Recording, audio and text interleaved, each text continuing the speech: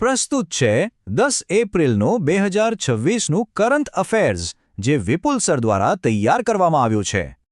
તો ચાલો શરૂ કરીએ આજના પહેલા સવાલથી. આ સવાલ છે આંતરરાષ્ટ્રીય સંરક્ષણ સહયોગ વિશે. ભારતીય સેનાએ હમણાં જ એક જોઈન્ટ સ્પેશિયલ એક્સરસાઇઝમાં ભાગ લીધો છે, જેનું નામ છે સાયક્લોન. આ એનું ચોથું એડિશન છે, પણ સવાલ એ છે કે આપણે આ કયા દેશ સાથે કરી રહ્યા છીએ? તમારા ઓપ્શન્સ છે: A France, B Egypt, C Mauritius કે ડી માલદીવ્સ. અને સાચો જવાબ છે ઓપ્શન બી ઇજિપ્ત. બરાબર. તો આ જે સાયક્લોન એક્સરસાઇઝ છે એની આ ચોથી આવૃત્તિ 9 થી 17 એપ્રિલ દરમિયાન ઇજિપ્તના અન્સાસમાં યોજાઈ. હવે એનો મુખ્ય હેતુ શું છે? સિમ્પલ છે, બંને દેશોની જે આર્મી છે એમની વચ્ચે વધુ સારું કોઓર્ડિનેશન અને ઇન્ટરઓપરેબિલિટી વધારવાનો. અને હા, ઇજિપ્તની વાત નીકળી છે તો એક મસ્ટ ફેક્ટ જાણી લો, એને નાઇલ નદીની ભેટ પણ કહેવાય છે. અને પેલો ફેમસ આસ્વાન ડેમ છે ને, એ પણ ત્યાં જ છે. ચાલો હવે ડિફેન્સમાંથી સીધા આવી જઈએ બિઝનેસ વર્લ્ડમાં. ભારતીય બિઝનેસ જગત માટે આ એક બહુ મોટી વાત છે. એવી કઈ પહેલી ભારતીય એફએમસીજી કંપની છે જેણે નાણાકીય વર્ષ 2026માં ₹1 ટ્રિલિયન એટલે કે 1 લાખ કરોડ રૂપિયાનું ટર્નઓવર પાર કરીને એક નવો રેકોર્ડ બનાવ્યો છે? શું એ અમૂલ છે, બી પાર્લે, સી ડાબર કે પછી ડી બ્રિટાનિયા? અને આ સિદ્ધિ મેળવી છે આપણા સૌની જાણીતી એ અમૂલે. હા, આણંદ સ્થિત આ કંપની, જેનું આખું નામ આનંદ મિલ્ક યુનિયન લિમિટેડ છે, એ એફએમસીજી સેક્ટરમાં 1 લાખ કરોડ રૂપિયાનો જંગી આંકડો પાર કરનારી પહેલી ભારતીય કંપની બની ગઈ છે. આ ખરેખર એક મોટી ઉપલબ્ધિ છે. અને આપણે બધા જાણીએ છીએ કે અમૂલની આ સફળતાનો પાયો ડૉક્ટર વર્ગીઝ કુરિયન દ્વારા શરૂ કરાયેલી શ્વેત ક્રાંતિ એટલે કે ઓપરેશન ફ્લડમાં રહેલો છે. ઓકે, હવે વાત કરીએ ટેકનોલોજીની દુનિયામાં થયેલા એક મોટા ધમાકાની. કયા દેશે તાજેતરમાં દુનિયાનું સૌપ્રથમ 10G ઇન્ટરનેટ નેટવર્ક લોન્ચ કરીને બધાને ચોંકાવી દીધા છે? શું આ કમાલ એ જાપાને કર્યો છે, બી દક્ષિણ કોરિયાએ, સી યુએઈએ કે પછી ડી અમેરિકાએ? તો આ ટેકનોલોજીકલ ક્રાંતિ કરી છે સી યુએઈ. એ નવા નેટવર્કને નામ અપાયું છે U6 ગીગાહર્ટ્ઝ. અને એની સ્પીડ કેવી હશે એનો અંદાજ લગાવવો હોય તો એમ સમજો કે 10 જીબીની આખી ફિલ્મ માત્ર 1 જ સેકન્ડમાં ડાઉનલોડ. આટલી જબરદસ્ત સ્પીડ ગોલ્ડન બેન્ડ નામની એક ખાસ ફ્રીક્વન્સીને કારણે મળશે, જે 10 જીબી પર સેકન્ડની ડાઉનલોડ સ્પીડ અને 1 જીબીપીએસની અપલોડ સ્પીડ આપશે. ટેકનોલોજીની હરણફાળ પછી હવે થોડું પર્યાવરણ અને વન્યજીવન તરફ ધ્યાન આપીએ. આ થોડા ચિંતાજનક સમાચાર છે. પેંગ્વિનની એવી કઈ પ્રજાતિ છે જેની સંખ્યા એટલી બધી ઘટી ગઈ છે કે એને આંતરરાષ્ટ્રીય એન્ડેન્જર્ડ એટલે કે સંકટગ્રસ્ત જીવોની યાદીમાં મૂકવી પડી છે? શું તે એ એમ્પરર પેંગ્વિન છે, B king penguin, C African penguin કે પછી ડી મેકરોની પેંગ્વિન? અને દુઃખની વાત એ છે કે સાચો જવાબ છે એ એમ્પરર પેંગ્વિન. IUCN દ્વારા આ પ્રજાતિને સીધી નિયર થ્રેટેન્ડમાંથી પ્રમોટ કરીને એન્ડેન્જર્ડ કેટેગરીમાં મૂકી દેવાય છે, જે ખરેખર ખૂબ જ ગંભીર બાબત છે. એટલું જ નહીં, એન્ટાર્કટિકા ફર સીલની વસ્તી પણ ભયંકર રીતે ઘટી રહી છે.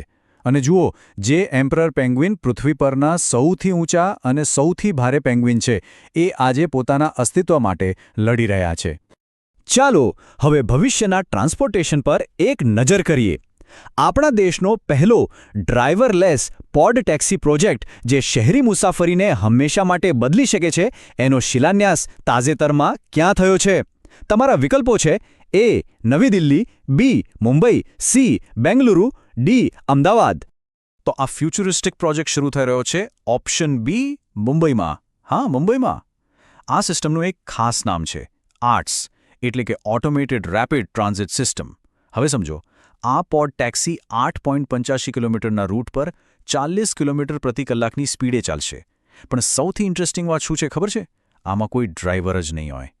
બધું જ આર્ટિફિશિયલ ઇન્ટેલિજન્સ એટલે કે AI અને બેટરી પર ચાલશે. કમાલ છે ને? હવે જરા રાજનીતિ અને શાસનને લગતા એક મહત્વના કાર્યક્રમ પર નજર કરીએ.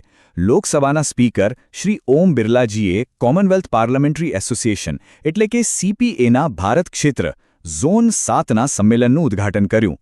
પણ ક્યાં કર્યું? કયા રાજ્યમાં? તમારા ઓપ્શન્સ છે: એ ગુજરાત, બી મહારાષ્ટ્ર, સી ગોવા કે ડી રાજસ્થાન. આ મહત્વપૂર્ણ સંમેલન યોજાયું હતું સી ગોવામાં. ગોવાની રાજધાની પણજીમાં આ સંમેલન થયું હતું અને એનો વિષય બહુ જ રસપ્રદ હતો. 2047ના વિકસિત ભારતમાં યુવા ધારાસભ્યોની ભૂમિકા.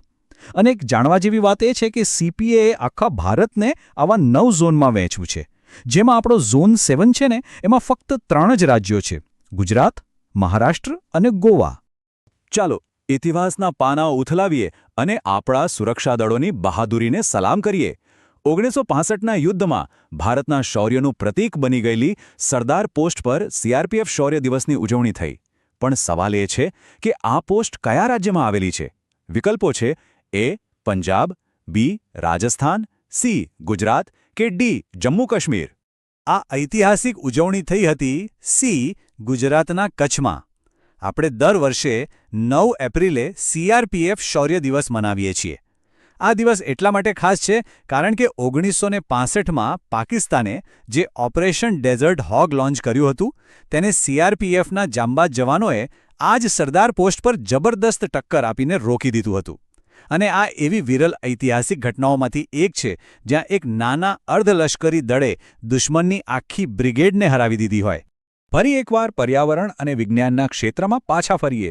રાષ્ટ્રીય જૈવિક વિવિધતા પ્રાધિકરણે એટલે કે નેશનલ બાયોડાયવર્સિટી ઓથોરિટીએ તાજેતરમાં કઈ સંસ્થાને રાષ્ટ્રીય રિપોઝિટરી તરીકે જાહેર કરી છે? શું તે A Agharkar research institute ARI છે, B centre for marine living resources CMLI છે, સી એ અને બી બંને કે પછી ડી એક પણ નહીં? અહીંયા સાચો જવાબ છે સી એ અને બી બંને. જૈવ વિવિધતા અધિનિયમ 2002ની કલમ 39 હેઠળ આ બંને સંસ્થાઓને આ દરજ્જો મળ્યો છે.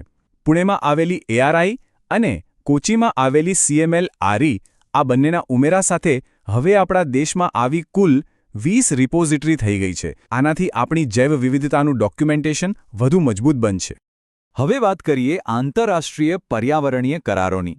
ભારતે હમણાં જ જાહેરાત કરી છે કે 2027 પછી તે હાઇડ્રોફ્લોરોકાર્બન HFCના ઉત્પાદનને તબક્કાવાર બંધ કરી દેશે.